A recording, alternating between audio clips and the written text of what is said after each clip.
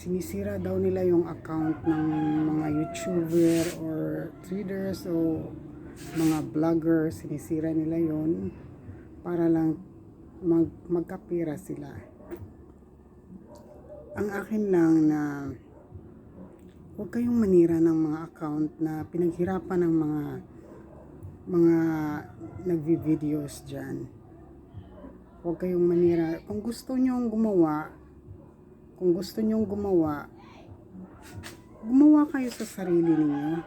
Hindi kayo manira ng mga videos and photos na pinaghirapan ng may-ari. Sana kumuha kayo ng maghalungkat kayo sa Google Apps. Marami kayong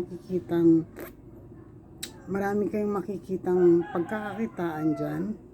Hindi yung sinisira nyo lang ang mga pinaghirapan